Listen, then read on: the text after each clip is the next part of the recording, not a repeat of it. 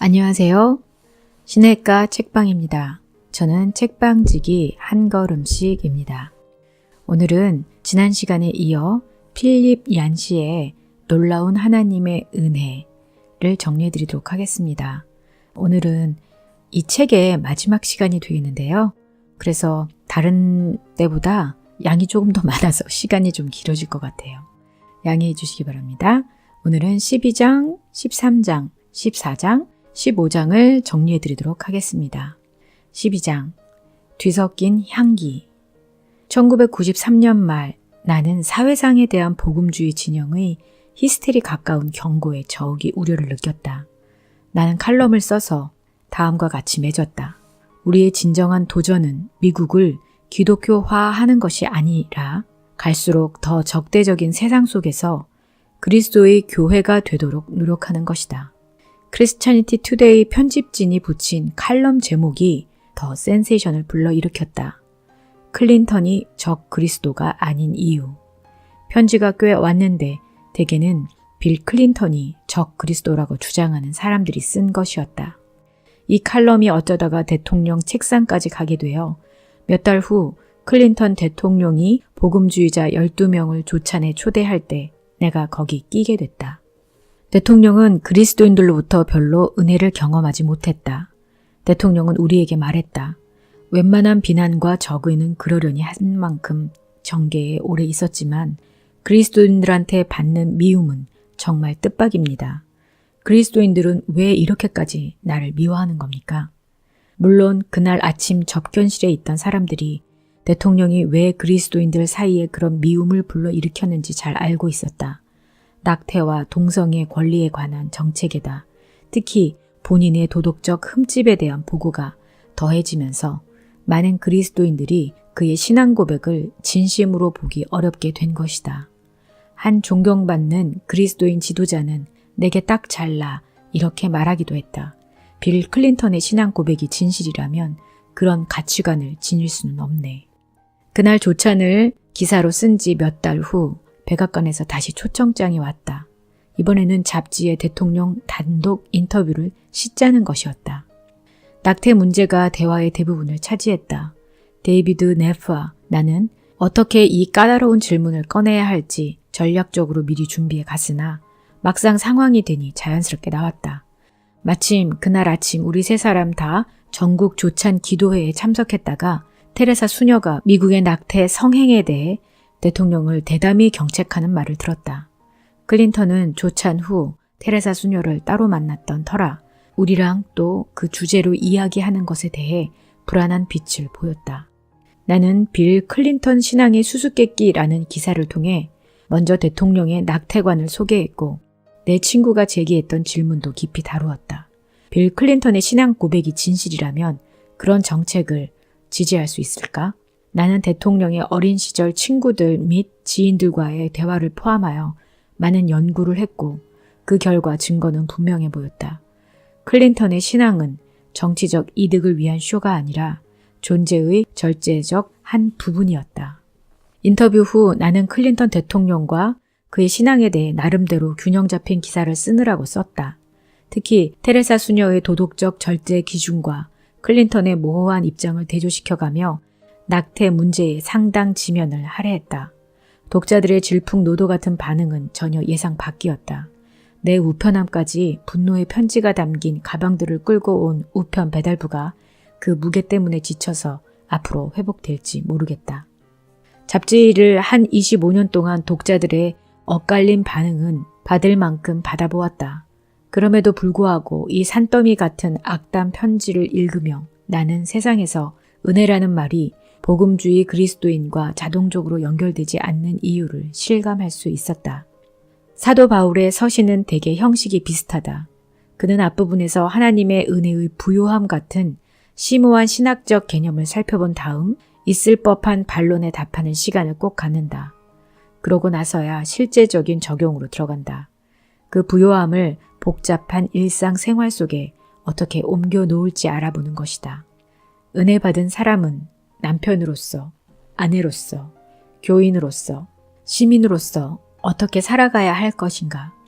나도 똑같은 형식으로 우선 은혜를, 국가와 부족과 가계를 묶고 있는 비은혜의 사슬을 깨뜨릴 수 있는 놀라운 힘으로 제시했다. 거기에는 세상 최고의 기쁜 소식이 담겨 있다. 우주의 하나님이 우리를 사랑하신다는 것이다. 파문의 향기를 발할 너무나 기쁜 소식이다. 그러나 내일은 아직 끝나지 않았다. 실제적인 질문으로 돌아가야 할 시점이 온 것이다. 은혜가 그렇게 놀라운 것이라면 왜 그리스도인들은 더 많은 은혜를 드러내지 못하고 있나? 은혜의 향을 바라도록 부름받은 그리스도인들이 반대로 비은혜의 역한 냄새를 풍기고 있으니 어찌된 일인가? 이 질문의 답 중 하나는 1990년대 미국 상황에서 바로 나온다. 교회가 정치 문제에 너무 휩쓸린 나머지 비은혜의 법칙인 권력의 법칙을 따라 움직이고 있다는 점이다. 교회의 소명이 상실될 위험은 정치 영역에서 가장 크게 나타나고 있다. 나는 그리스도인들이 정치에 관여해야 할 권리와 책임이 있음을 전적으로 지지한다. 노예제도 폐지, 민권, 낙태 반대 등의 도덕적 선두주자는 그리스도인들이었다. 대중매체가 종교 우익의 위협을 심히 과정하고 있다는 것도 나는 안다. 내가 아는 정계 그리스도인들은 대중매체가 그리는 이미지와는 거리가 멀다. 그럼에도 불구하고 최근 복음주의 그리스도인이라는 이름과 종교 우익이라는 명칭이 같은 뜻으로 사용되고 있는 경향에 저욱이 우려를 느낀다. 만화에서 그리스도인은 타인의 삶을 통제하기 원하는 경직된 도덕주의자로 이미지가 굳어지고 있다. 일부 그리스도인들이 비은혜로 행하는 이유를 나는 안다. 바로 두려움 때문이다. 학교에서, 법정에서, 때로 국회에서 우리는 외부의 공격을 느낀다. 사회 부패상을 대변하는 도덕적 변화가 우리 주변 도처에서 일어나고 있다. 범죄, 이혼, 청소년 자살, 낙태, 마약 복용, 복지 수혜 아동, 사생아 출생 등의 범주에서 미국은 모든 선진국을 앞지르고 있다. 사회 보수 세력은 끝없는 가치관의 위협 속에서 갈수록 포위당한 소수파 신세를 절감하고 있다. 그리스도인은 어떻게 세속 사회에서 도덕적 가치관을 고수하면서도 동시에 은혜와 사랑의 정신을 보여줄 수 있을까? 시편 기자는 말했다. 터가 무너지면 의인이 무엇을 할꼬? 시편 11편 3절. 나한테 편지를 보낸 사람들의 거친 말투 이면에는 분명 하나님의 자리가 거의 없는 세상을 향한 깊고도 온당한 우려가 있었을 것이다. 그러나 예수님이 바리새인들에게 지적하신 것 같이 도덕적 가치관에 대한 관심만으로는 부족하다. 은혜가 빠진 도덕주의로는 문제가 풀리지 않는다. 교회는 날로 더 정체성을 띄어가고 사회가 발전할수록 들려오는 소리는 자비를 줄이고 도덕을 강조해야 한다는 것이다. 동성애자를 욕하고 미혼모를 망신시키고 이민자를 핍박하고 집 없는 자를 괴롭히고 범법자를 벌하라. 나는 일부 그리스도인들로부터 워싱턴에서 엄중 법안만 충분히 통과시키면 나라를 살릴 수 있다는 생각을 보게 된다. 진정한 신앙 부흥의 유일한 길은 법을 개혁하는 것이다 라고 주장한 유명한 신앙 지도자도 있다. 순서를 바꿀 수는 없을까? 1950년대와 1960년대 주류 교단들이 정치 문제에 신경 쓰느라 복음 전파를 뒷전으로 하자 교인 수는 반으로 줄면서 교회가 텅 비기 시작했다. 불만을 느낀 많은 교인들은 영적 필요를 채워주는 메시지를 들으러 복음주의적 교회를 찾아다녔다. 지금 또 복음주의적 교회들이 보수파 정책을 지나치게 강조하다 교인들을 몰아내는 똑같은 실수를 범한다면 정말 아이러니가 아닐 수 없다. 나는 정치와 종교의 혼돈이야말로 은혜의 최대 장벽 중 하나라 믿는다. 루이스는 기독교 역사상 저질러진 범죄는 거의 모두 정교 혼돈의 산물이라 말한 바 있다. 늘 비은혜의 법칙으로 움직이는 정치는 은혜를 내놓으면 권력을 주겠다며 우리를 유혹해온다. 그리고 교회는 이 유혹에 저항하지 못한 때가 많다. 한 가지 예로 존 칼빈의 제네바 경우만 생각해보라. 관리들은 신앙 문제에 이의를 제기하는 자는 누구나 소환할 수 있었다. 교회 출석은 의무였다. 끼니마다 사용할 수 있는 접시 수와 적합한 옷 색깔까지 다 법으로 정해져 있었다. 칼빈이 금했던 오락 일부를 윌리엄 맨체스터는 다음과 같이 기록하고 있다. 잔치 그림, 동상, 성물, 교회 종, 풍금, 제단 촛불, 천박하고 불경한 노래, 영국 출연 내지 관람, 립스틱 바르기, 보석이나 레이스 달기, 단정치 못한 옷, 윗사람에 대한 불경한 말, 사치스런 오락, 욕, 도박, 카드놀이, 사냥, 술 취함, 자식에게 구약 인물 이외의 이름을 붙여주는 것, 부도덕하거나 불경한 책. 어떤 아버지는 아들의 세례명을 구약에 없는 클라우데라고 했다 나흘간 옥살이를 했고, 어떤 여자는 머리 모양이 부도덕 경지에 이르러 같은 조처를 받았다. 추기경 회의는 부모를 때린 어린아이를 목 베었고, 결혼하지 않은 여자가 임신하면 예외 없이 물에 빠뜨려 죽였다. 칼빈의 의붓 아들과 며느리는 각각 정부와 잠자리를 같이 하다 발각되어 처형당했다. 교회사의 이런 순간을 소개한 뒤 폴 존슨이 내린 결론은 이렇다. 교황의 시도든 혁명가의 시도든 이 땅에 완벽한 기독교 사회를 세우려는 시도는 오히려 적색 테러로 전락하는 경향이 있다. 이는 그리스도인들이 정교 분리의 벽을 허물고 사회의 도덕성을 회복해야 한다는 목소리가 드센 이때 우리가 명심해 들어야 할 말이다. 레슬리 뉴비기는 이 땅에 천국을 끌어내리려는 노력은 언제나 지옥을 끌어올리는 결과만 나왔다고 말했다. 예수님은 예루살렘에 존재하면서도 유대와 사마리아와 땅끝까지 퍼져나갈 수 있는 새로운 차원의 나라를 세우러 오셨다. 한 비유에서 그분은 가라지 뽑는 데 치중하는 농부는 잡초와 함께 알곡마저 죽일 수 있다고 경고하셨다. 그분은 심판의 일일랑 진정한 심판자이신 하나님께 맡기라고 가르쳐 주셨다. 사도 바울은 교인들 개개인의 부도덕에 대해서는 할 말이 많았지만 이방 로마의 부도덕에 대해서는 별로 할 말이 없었다. 현대 사회의 타락상이 우리 시대 그리스도인들이 눈에 거슬리는 것 못지않게 로마의 악습들, 노예제도, 우상숭배, 폭력 유희, 정치적 압제, 탐욕이 당시 그리스도인들의 눈에 분명 거슬렸을 텐데도 바울은 그런 악습에 대해 좀처럼 비난을 퍼붓지 않는다. 클린턴 대통령을 만나러 백악관에 갔을 때 나는 보수 그리스도인들 사이에서 그의 평판이 낙태와 동성의 권리라는 두 가지 이슈와 직결된 것임을 잘 알고 있었다. 이것들이 그리스도인들이 다루어야 할 중요한 도덕 문제라는 데는 나도 전적으로 동감한다. 그러나 신약 성경 어디에서도 그와 관련된 말씀은 거의 찾아볼 수 없다. 두 가지 모두 당시에도 존재한 것이다. 오히려 그 양상이 지금보다 악했다. 로마 시민들은 산하 제한을 낙태에 의존하지도 않았다. 여자들은 일단 아이를 낳은 다음 길가에 버려 야수나 조류의 밥이 되게 했다. 로마인과 그리스도인도 동성애를 했다. 보통 나이든 남자가 어린 소년을 성적 노예로 삼았다. 소와 남색인 것이다. 이렇듯 예수님 시대나 바울 시대의 이 두 가지 도덕 문제는 요즘 같으면 지구상 어느 문명 국가고 그대로 범죄가 될 그런 형태로 성행하고 있었다. 달수가 차서 태어난 아기를 죽이도록 그냥 두는 나라는 없다. 아동과의 성관계를 법적으로 허용하는 나라도 없다. 예수님도 바울도 이런 통탄할 현실을 10분 알고 있었다. 그럼에도 불구하고 예수님은 둘 중 어느 것도 언급하신 일이 없고 바울은 이성 간 성관계에 대해서만 몇 군데 이야기했을 뿐이다. 둘 다 주변 이방 나라가 아니라 그와는 다른 하나님 나라에 초점을 두고 살았다. 이런 이유로 볼 때 교회가 나라의 도덕성 회복에 엄청난 에너지를 쏟아부는 작금의 실태에 정말 의문이 생긴다. 우리는 이 세상에 속하지 않은 나라보다 이 세상 나라에 더 관심을 쏟고 있는 것은 아닌가?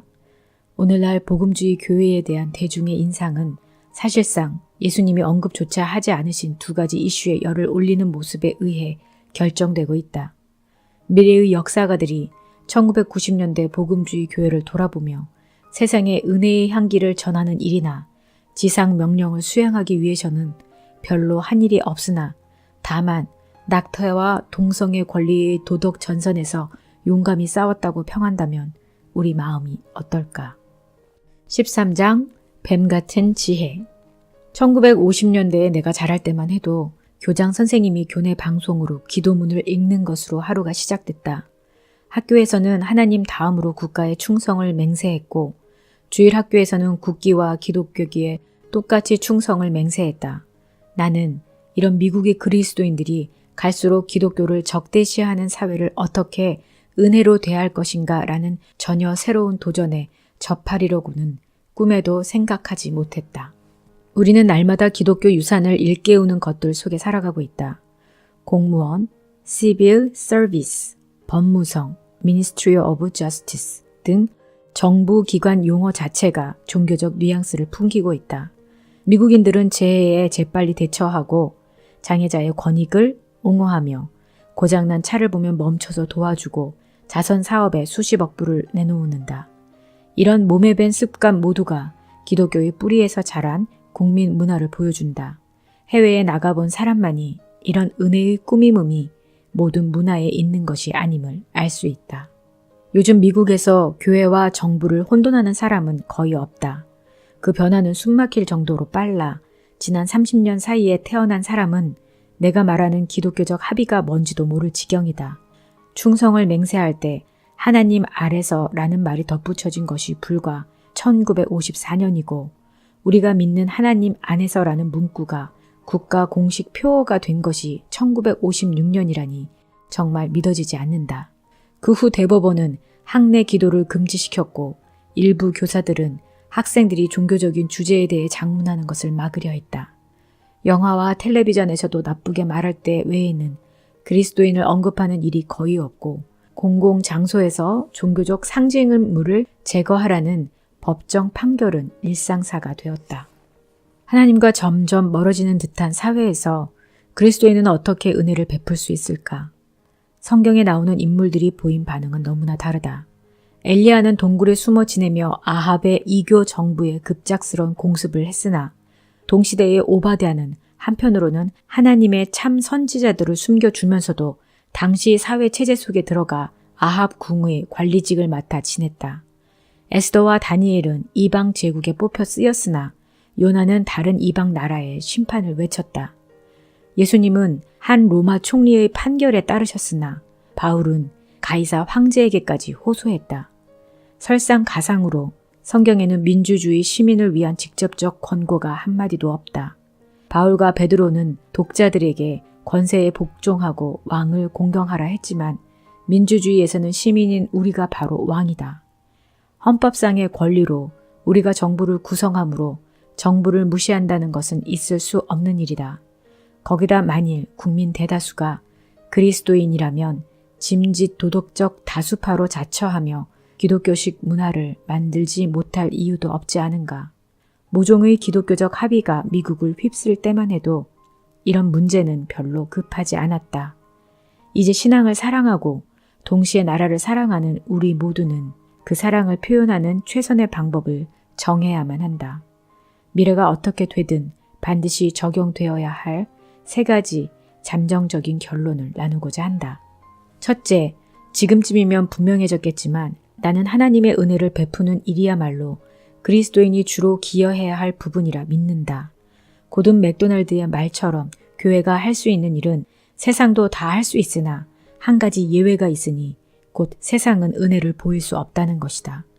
내 생각에 그리스도인들은 세상에 은혜를 베푸는 일을 그다지 잘하고 있지 않다. 특히 우리는 신앙과 정치라는 영역에서 비틀거리고 있다.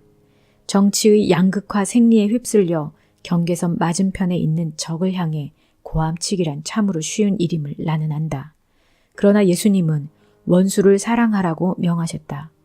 윌 캠벨에게 그것은 자기 친구를 죽인 남부 백인 KKK단을 뜻했다. 마틴 루터 킹 주니어의 경우 그것은 자기에게 경찰견을 풀어 덤비게 한 백인 보안관을 뜻했다. 나의 원수는 누구인가? 낙태 지지자? 문화를 타락시키는 헐리우드의 제작자? 도덕적 원칙을 위협하는 정치가? 도심을 쥐고 흔드는 마약 거물? 아무리 동기가 좋아도 나의 정치 참여가 사랑을 몰아낸다면 나는 예수님의 복음을 잘못 이해한 것이다. 은혜의 복음이 아니라 율법에 사로잡혀 있는 것이다. 자비의 무기는 위력적일 수 있다. 앞서 백악관에 다녀와 분노의 편지를 산더미같이 받았다는 이야기를 했다. 전 국무장관 제임스 베이커의 아내이자 공화당원 수잔 베이커가 초당적 성경 공부 모임에 클린턴 여사를 초청했다. 여사는 보수이자 자유이고 공화이자 민주의대 모두 예수님께 헌신된 자들로 자처하는 여자들 모임에 가자니 왠지 미심쩍은 기분이 들었다고 솔직히 말했다. 경계 태세로 모임에 갔다 공격의 말에 맞서 자기 입장을 변호할 준비도 되어 있었다. 그러나 모임은 한 여자의 다음과 같은 말로 시작됐다. 클린턴 여사, 이 방에 있는 우리 모두는 당신을 위해 꾸준히 기도하기로 마음을 모았어요. 우리는 당신이 일부 그리스도인을 포함해 다른 사람들로부터 받은 대우에 대해 사과하고 싶어요. 우리는 당신을 나쁘게 말했고 명예를 훼손했고 그리스도인답지 않게 대했어요. 우리를 용서해 주시겠어요?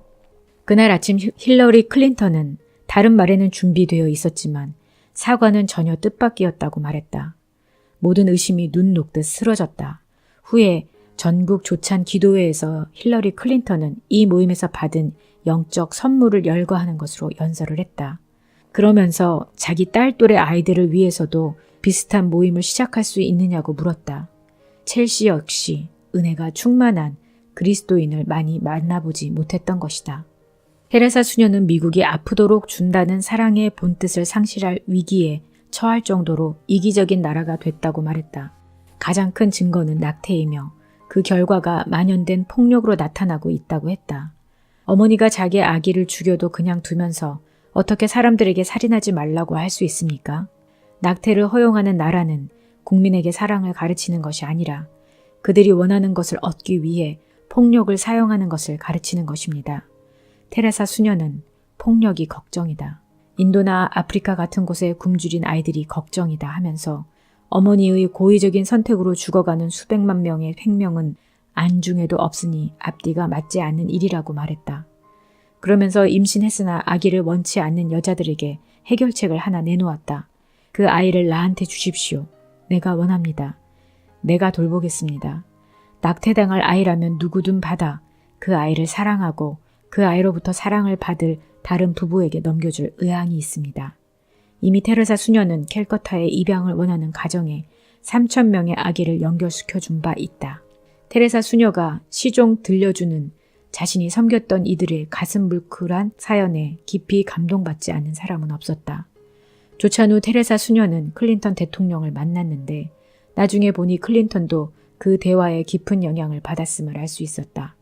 인터뷰 중에도 테레사 수녀에게 들은 이야기를 몇 번이나 먼저 꺼내곤 했다. 두 번째 결론은 첫 번째 것과 상충되어 보일 수 있다.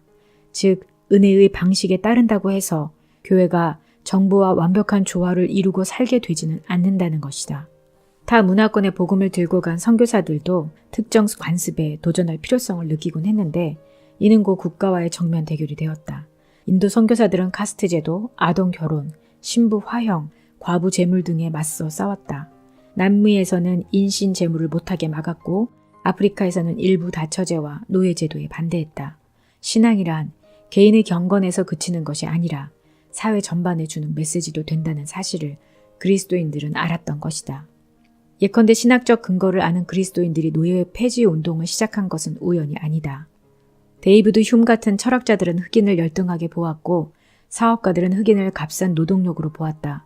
그러나 용기 있는 일부 그리스도인들은 흑인에게서 사용 가치가 아니라 하나님이 지으신 인간 본연의 가치를 보았고 그것이 결국 노예 해방으로 이루어졌다.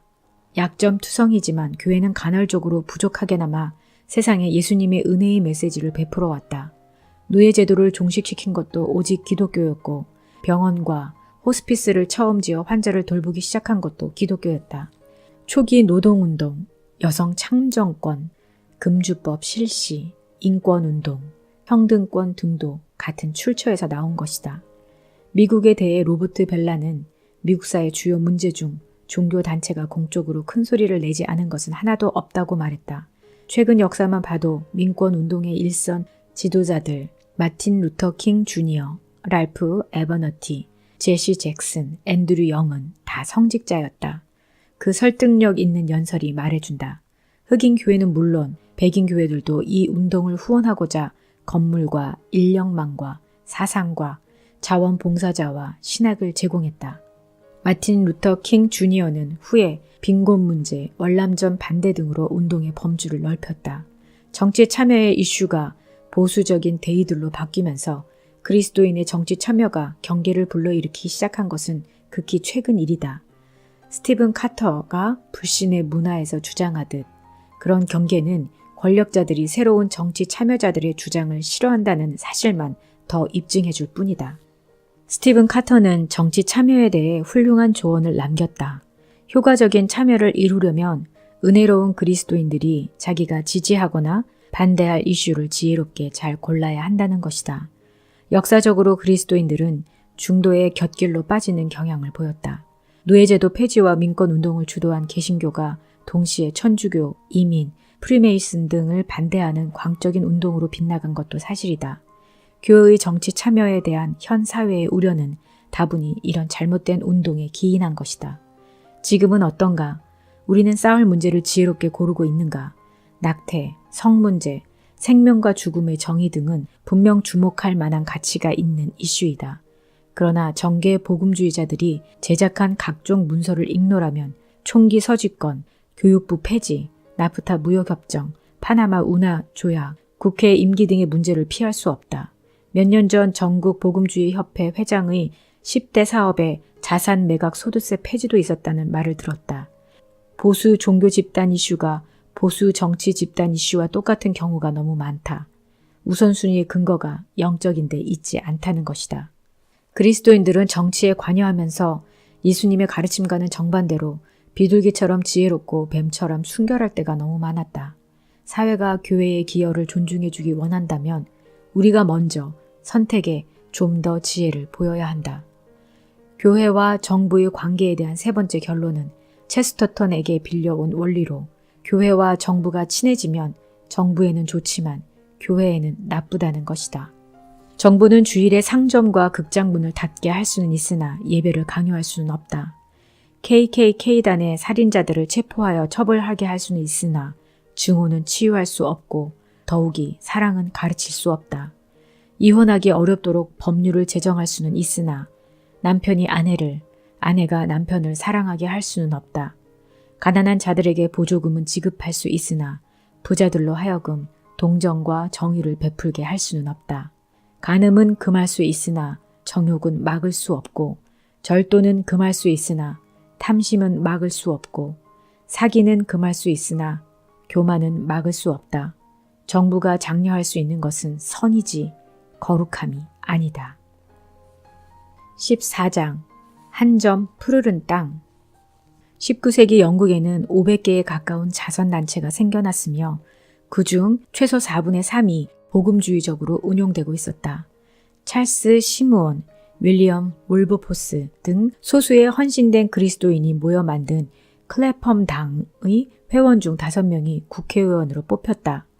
밀버포스가 재임 중 노예제도 폐지에 주력한 반면 다른 사람들은 채무자의 수감 문제에 매달려 죄수 14,000명을 출소시키는 결실을 보기도 했다.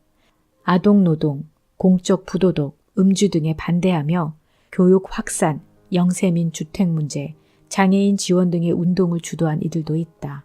수감 반대 세력은 성인들을 조롱했으나 클래펌 당은 그 호칭을 자랑스럽게 여겼다. 그 시기에 윌리엄 부스는 아내가 성경 공부를 인도하는 동안 여러 런던 동부 빈민가를 걷곤 했다. 건물 5채 가운데 하나꼴인 술집에서 남자들은 온종일 집안 생계비를 술로 탕진하며 빈둥거리고 있었다. 아이들도 올라서서 술을 주문할 수 있도록 카운터에 계단을 만들어 놓은 술집들도 많았다. 이런 상황에 놀란 윌리엄 부스는 1865년 기독교 선교관을 열어 사회에서 무시당하는 밑바닥 인생을 거두게 나섰고 바로 그 비전에서 구세군이 나왔다.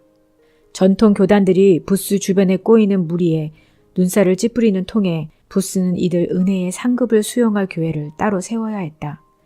구세군이 자선단체일 뿐 아니라 지역 교회이기도 하다는 사실을 모르는 이들이 많다.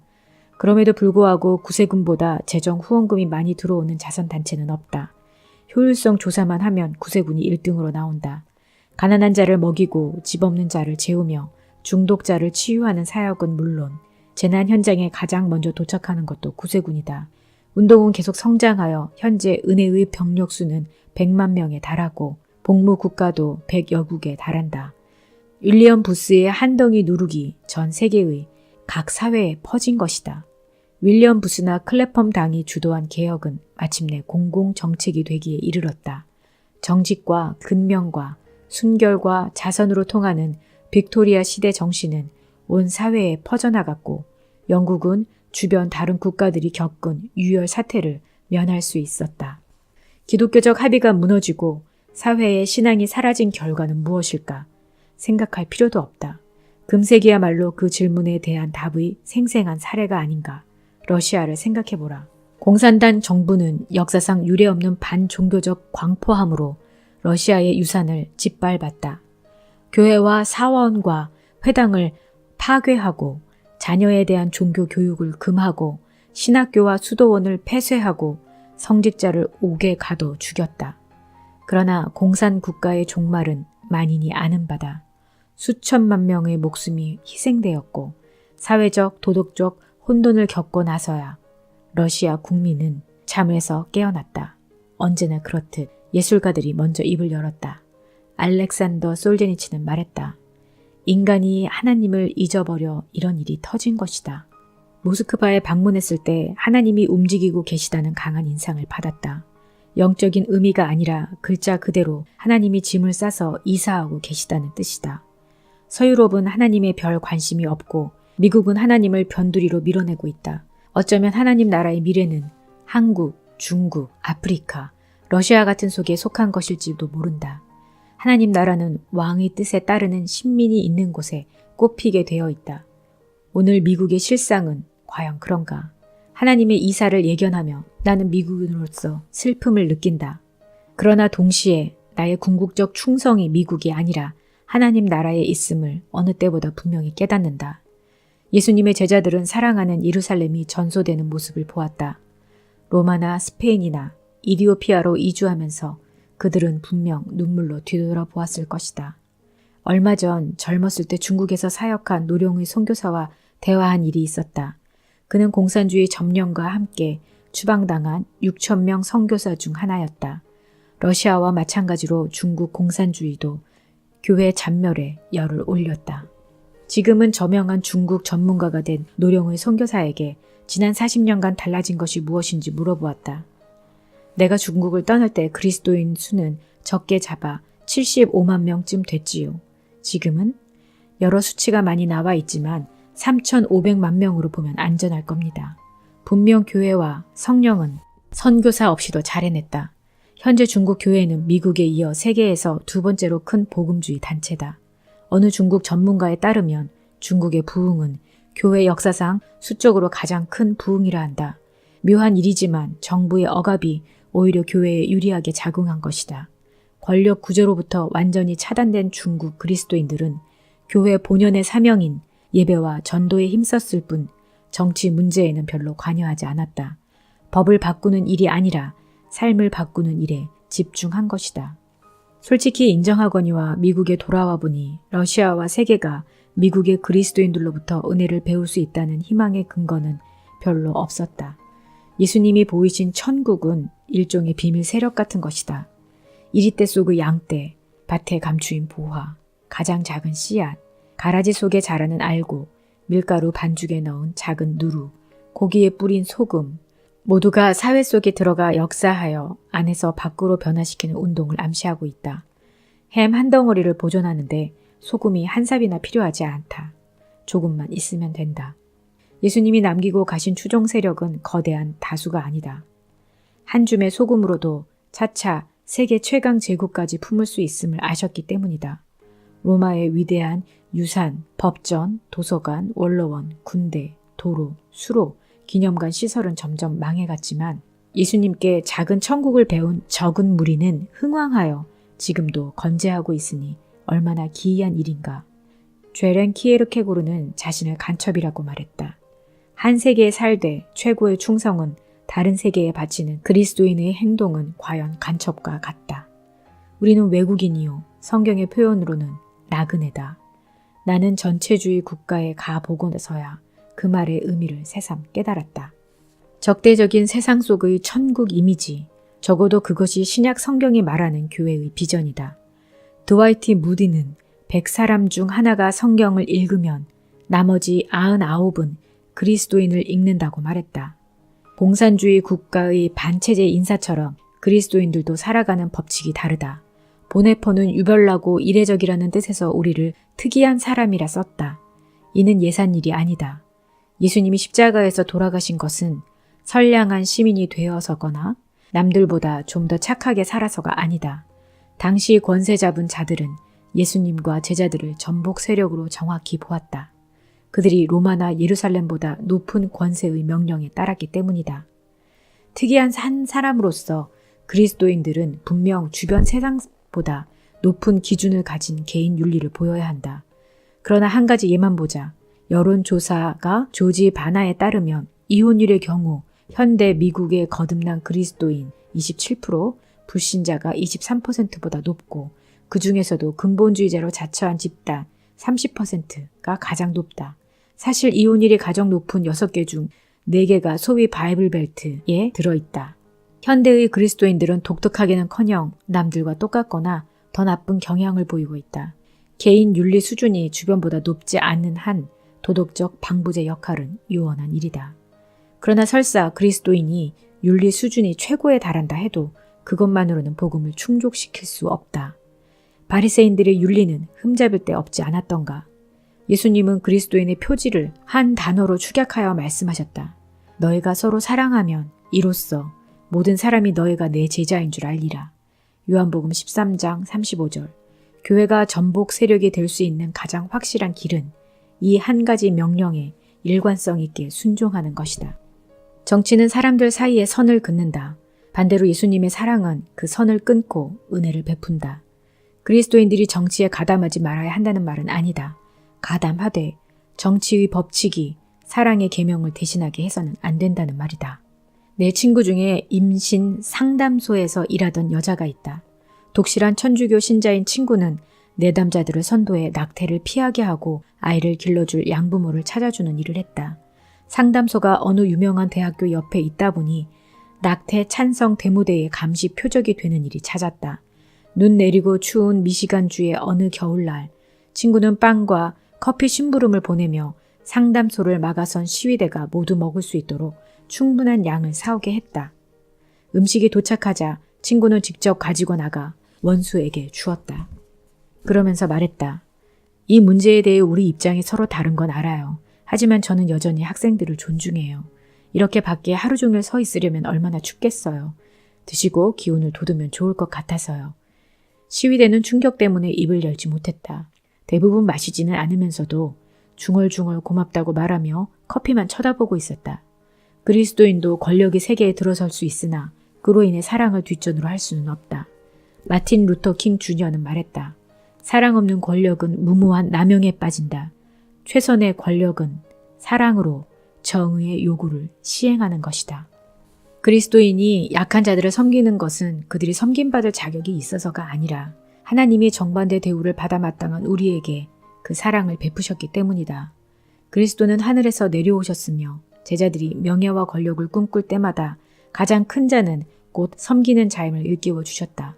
권력의 사다리는 위로 가지만 은혜의 사다리는 아래로 임한다. 나는 기자로 일하다 보니 은혜를 베푸는 그리스도인들의 놀라운 사례를 많이 접하는 특권을 누릴 수 있었다. 이 사람들은 정치 참여자들과 달리 신문에 나지 않는 경우가 많다. 이들은 복음의 방부제로 문화의 맛을 내며 신실히 섬기는 자들이다. 세상의 소금 없는 현대 미국, 생각만 해도 몸서리가 처진다. 복음주의적인 그리스도인이 어떤 사람이라 보십니까 하고 물을 때 바로 이런 사람들이 떠올랐으면 좋겠다. 사회사업가이자 간호사였던 손더스는 죽어가는 환자들을 대하는 의료진의 모습에 기가 질렸다.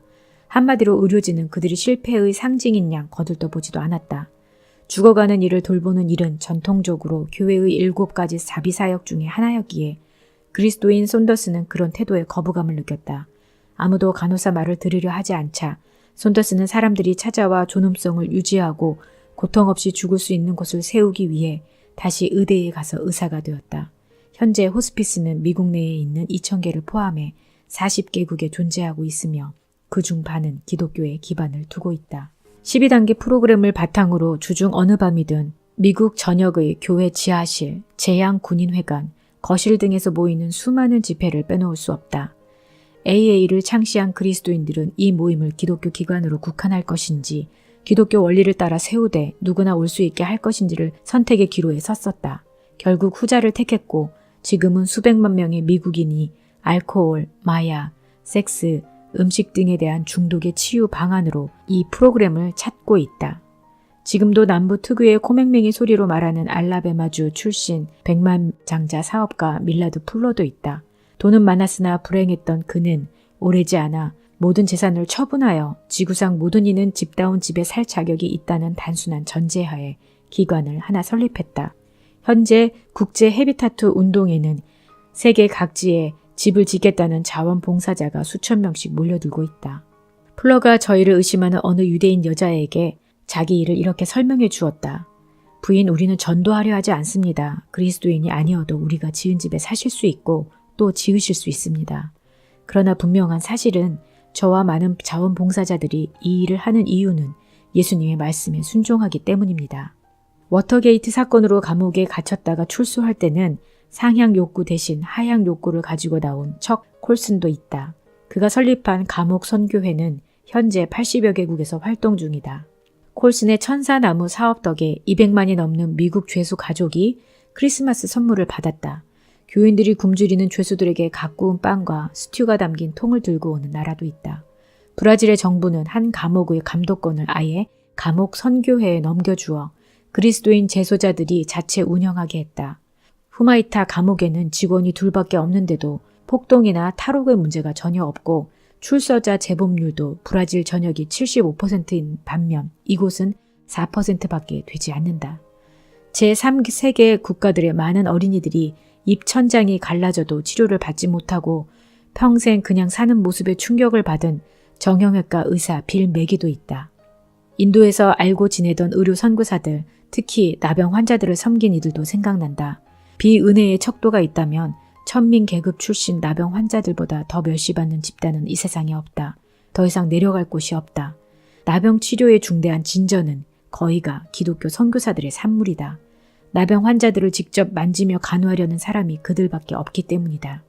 현재 나병이 약물로 완전히 통제가 가능하고 전염성도 최소에 그치게 된 것은 그런 신실한 종들의 사역에 힘입은 바 크다. 그리스도인들이 세운 브레드 포 더 월드라는 구제단체도 있다. 이들은 월드 비전의 경쟁 단체를 만드는 것이 아니라 세상의 가난한 자들을 위해 국회 로비 활동을 하는 것이 기아를 돕는 최선의 길이라 믿었다. 워싱턴 시의 에이즈 환자 보호소 요셉의 집도 있다. 35개 도시의 도심 프로그램을 운영하는 팻 로버트슨의 오퍼레이션 블레싱도 있다. 낙태하지 않고 산딸이 될 때까지 기다릴 임산부들에게 사랑의 가정에서 후원을 베푸는 제리 폴 웰의 아기 구원 가정도 있다. 모두가 설립자들의 정치적 견해에 비해 세간의 관심이 훨씬 덜 받는 프로그램이다. 루소는 교회가 풀 수 없는 충성의 딜레마를 안고 있다고 했다. 주된 관심이 내세에 있는 그리스도인들이 어떻게 훌륭한 이 세상 시민이 될 수 있는가? 앞에 열거한 사람들을 비롯하여 무수히 많은 사람들이 루소의 말을 무색하게 하고 있다. 루이스의 말처럼 내세를 가장 강하게 의식하고 산 사람들이 이 세상에서도 가장 훌륭한 그리스도인이 되어 왔다. 인간은 부러진 채 태어나 고침을 받으며 살아간다. 하나님의 은혜가 접착제다. 유진 오닐 15장 중력과 은혜. 시몬누 베이유의 삶은 그녀가 33세로 죽기 전 환한 불꽃처럼 타올랐다. 유대계 프랑스 지성인 베이유는 노동자 계급과 같아지고자 일부러 농장과 공장을 일터로 정했다. 히틀러 군대가 프랑스에 들어오자 베이유는 런던으로 피난가서 프랑스 자유민에 합세했다. 본래 결핵이 있던 데다 나치 점령하에 고생하는 동포들의 배급량 이상은 먹지 않아 영양실조까지 겹쳐 거기서 죽었다. 그리스도를 따랐던 베이유는 유일한 유산으로 여러 공책과 일기에 하나님을 향한 순례 여정을 빽빽히 기록해 놓았다. 베이유는 중력과 은혜라는 두 개의 거대한 힘이 우주를 지배한다고 결론지었다.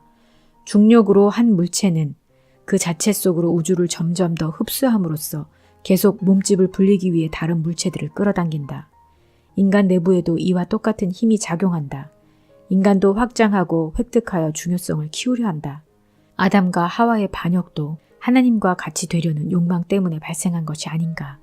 베이유의 결론은 인간의 정서가 뉴턴의 법칙 같은 고정 법칙에 따라 움직인다는 것이다.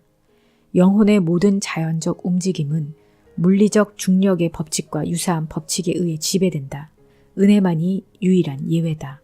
인간은 대부분 자기가 사랑이라는 중력 반경에 묶여 있어 은혜가 지나갈 통로를 막아버린다. 나치 피난민 칼 바르트는 자기에게는 예수님의 용서와 은혜의 선물이 예수님의 기적보다 더 놀랍다고 털어놓았다. 기적은 우주의 물리적 법칙을 뛰어넘는 것이지만 용서는 도덕적 법칙을 뛰어넘는 것이다. 정말 누가 능히 헤아릴 것인가? 이 책도 실은 어마어마하게 커서 한눈에 볼 수 없는 성당을 휙 둘러보듯 은혜의 주변을 돌아본 것에 지나지 않는다. 은혜란 무엇이 그리 놀라운 것이며 왜 그리스도인은 은혜를 더 많이 베풀지 못할까? 그런 질문으로 시작한 이 책을 이제 마지막 질문으로 끝내려 한다. 은혜 충만한 그리스도인은 어떤 모습일까? 아니, 질문을 바꾸는 것이 좋겠다. 은혜 충만한 그리스도인은 어떻게 볼까? 그리스도인의 삶의 중심은 윤리나 규율이 아니라 새로운 시각에 있다고 믿는다.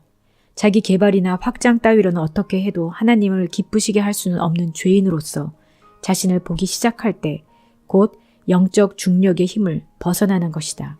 그래야만 외부의 도움을 찾아 하나님께 갈 수 있고 놀랍게도 거룩하신 하나님이 흠투성이인 나를 벌써 사랑하고 계심을 깨달아 알 수 있다. 이웃을 대할 때도 하나님이 사랑하시는 죄인으로 볼 때 역시 중력의 힘을 벗어나게 된다. 은혜 충만한 그리스도인은 은혜의 렌즈로 세상을 보는 사람이다. 내가 너희를 도무지 알지 못하노니 그 부분이 그의 눈에 확 들어왔다.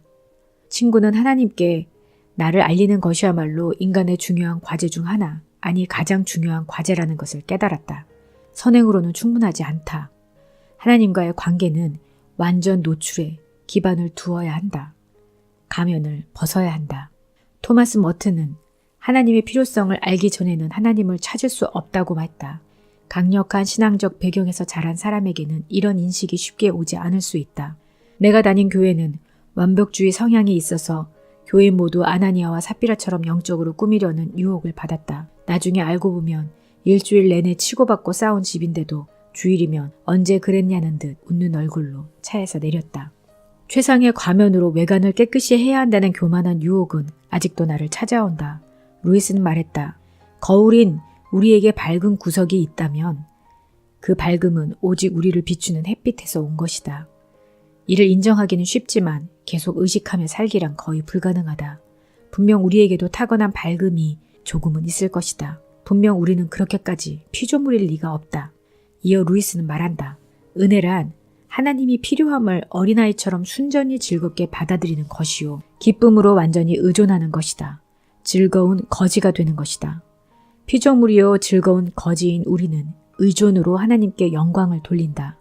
상처와 흠집은 은혜가 흘러드는 틈이다. 불완전하고 모자라고 연약하고 유한한 것이 이 땅을 사는 인간의 운명이요. 그 운명을 받아들일 때에만 우리는 중력의 힘에 벗어나 은혜를 받을 수 있다. 그래야만 하나님께 가까이 갈 수 있다. 나 자신을 보는 시각이 바뀌자 이번에는 교회가 달라 보이기 시작했다. 교회가 은혜의 굶주린 이들의 모임으로 보인 것이다. 회복 중인 알코올 중독자들처럼 우리도 공통으로 인정하는 연약함을 안고 있다. 중력은 우리를 유혹해서 자력으로 할 수 있음을 믿으라고 하지만 은혜가 그 오류를 정정해 준다. 하나님은 그분의 역사를 이루기 위해 겸손한 자들을 필요로 하신다. 남들보다 잘났다는 기분과 우월감을 품기고 싶은 유혹을 주는 것은 중력이지 은혜가 아니다. 복음서를 읽는 사람들은 예수님이 죄인, 버림받은 사람들과 편안히 잘 지내시는 모습에 놀란다. 죄인과도 함께 지내보고 소위 성인과도 함께 지내본 나로서는 예수님이 전자의 무리와 그토록 많은 시간을 보내신 이유를 알 것 같다. 죄인과 같이 있는 게 더 좋으셨던 것은 아닐까? 죄인은 자신에 대해 정직하고 전혀 가식이 없었기 때문에 예수님이 그들을 상대하실 수 있었다. 반면 성인은 잘난 척하며 예수님을 비난하고 도덕의 덫으로 걸고 넘어지려 했다. 결국 예수님을 체포한 것은 죄인이 아닌 성인들이었다. 은혜가 철철 흘러넘치는 교회상은 내게 특별히 심금을 울리는 바가 있다. 시카고에 있는 우리 교회 지하실에 모이던 AA 모임 때문이다.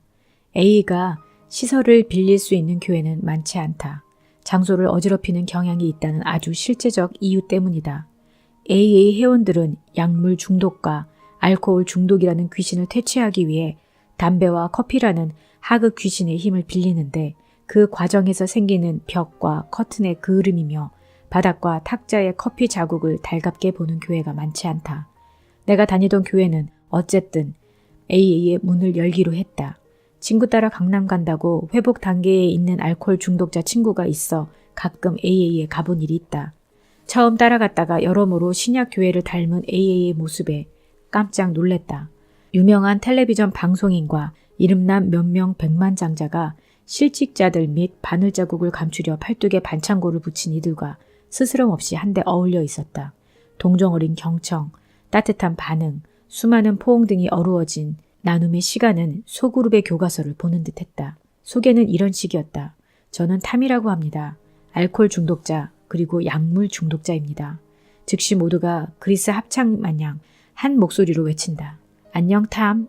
이어 중독과의 싸움에 대한 참석자 각 사람의 경과 보고가 있었다. 시간이 흐르면서 나는 AA가 완전 정직과 완전 의존이라는 두 가지 원리로 움직이고 있음을 보았다. 주기도문에 나타난 원리와 정확히 일치하는 것이다. 사실 만날 때마다 주기도문을 함께 외우는 AA 모임도 많이 있다. 저는 탐입니다. 전에 알코올 중독자였지만 지금은 치료되었습니다. AA는 이런 말을 절대 용납하지 않는다. 설사 30년간 술을 입에 대지 않았어도 여전히 자신을 알코올 중독자라고 밝혀야 한다. 자신의 연약함을 부인할 때 곧 그 연약함의 피해자가 되기 때문이다. 이런 말도 있을 수 없다. 저도 알코올 중독자지만 저기 있는 누구만큼 심하지는 않습니다. 저 사람은 코카인 중독자거든요. AA 땅은 평평하다. 교회가 지하실 모임이 신앙의 가장 중요한 몇 가지 교훈면에서 우리의 스승임을 깨닫기만 한다면 얼마나 좋을까? 그들은 완전 정직으로 시작해 완전 의존으로 끝났다. 은혜가 철철 흐르는 유일한 곳이 AA였기에 목마른 이들은 매주 즐거운 거지가 되어 찾아왔다. 교회에서 설교를 하고 나서 성만찬 집전을 도운 일이 몇 번 있다. 낸시 메이어즈는 성찬에 대해 이렇게 말했다. 내가 거룩하고 경건하고 깨끗한 모범 신자라서 참여하는 것이 아니다.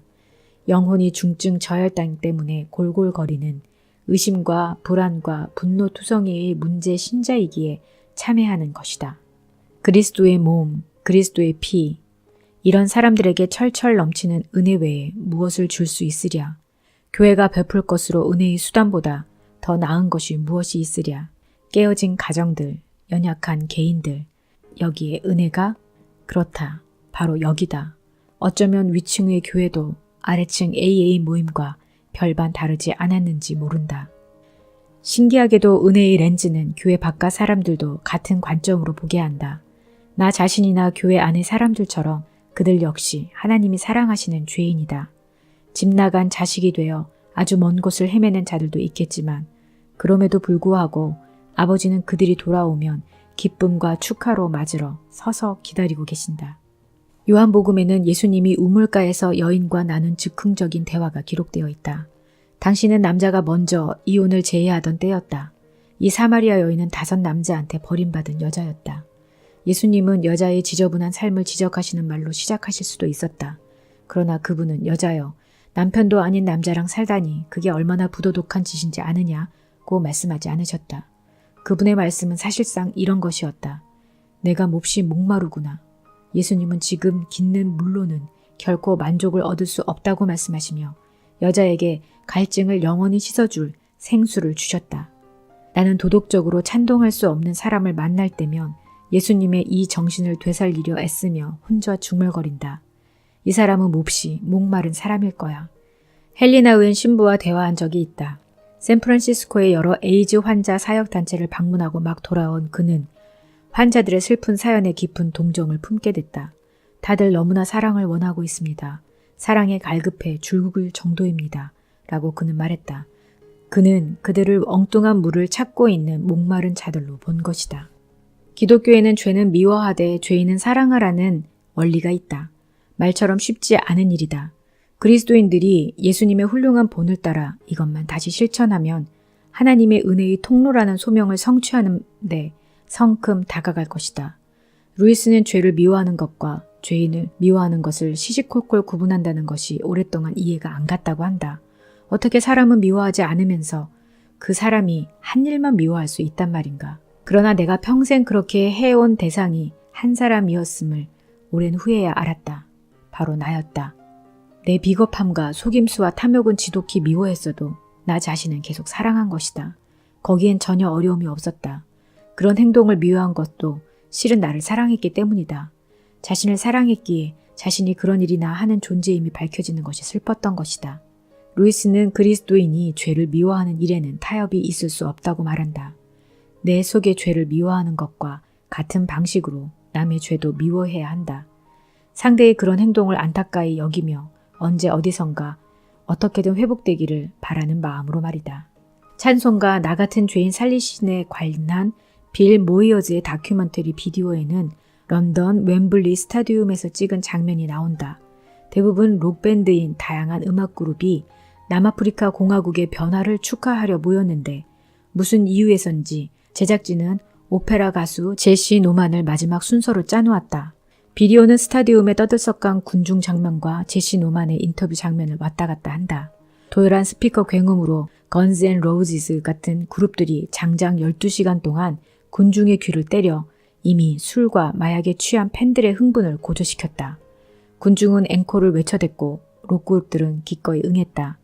그 시간에 제시 노만은 분장실에 앉아 모이어즈와 함께 나 같은 죄인 살리신에 대한 이야기를 나누고 있었다. 물론 이 찬송가는 야비하고 잔인한 노예 무역상 존 누턴이 쓴 것이다. 후에 그는 그 직업을 버리고 목사가 되어 윌리엄 윌버포스와 힘을 합해 노예제도 폐지를 위해 싸웠다. 존 누턴은 자신이 건진받은 수렁을 평생 잊지 않았다. 그는 은혜를 영영 잊지 못했다. 나 같은 죄인 살리신이라는 가사는 그야말로 그의 가슴 깊은 곳에서 나온 곳이었다. 비디오에서 제시 노만은 빌 모이어즈에게 뉴턴이 오랜 옛날 노예들이 부르던 곡조를 빌려 이 찬송을 썼을지 모른다고 말한다. 자기가 구속받았듯 노래를 구속했다는 것이다. 이윽고 노만이 노래할 차례가 된다. 물결치는 아프리카 다시키를 입은 기품 있는 흑인 여인 노만이 무대 위를 걸어나간다. 원형 조명 하나만 노만을 따른다. 악단도 없고 악기도 없다. 제시뿐이다. 누군가 건즈 앤 로지즈 음악을 더 듣자고 외친다. 다른 사람들이 외침이 뒤를 잇는다. 무대가 볼품 없어진다. 제시 노만이 혼자서 아카펠라로 아주 천천히 노래를 시작한다. 나 같은 죄인 살리신 주 은혜 놀라워 잃었던 생명 찾았고 광명을 얻었네. 그날 밤 웸블리 스타디움에서 놀라운 일이 벌어진다. 쉰 목소리로 외쳐대던 7만 명 팬들이 노만이 부르는 은혜의 아리아 앞에 돌연 침묵에 잠긴다. 큰 죄악에서 건지신 주 은혜 놀라워. 노래가 2절에 이르자 군중은 완전히 소프라노 가수 손안에 들어와 있다.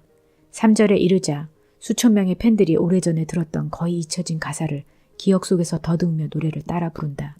이제껏 내가 산 것도 주님의 은혜라.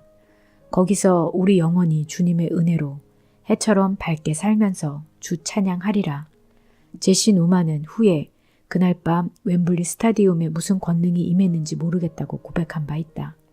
나는 알 것 같아. 세상은 은혜에 목말라 있다. 은혜가 임할 때 세상은 그 앞에서 침묵에 잠긴다. 오늘로 놀라운 하나님의 은혜를 드디어 마치게 되었는데요.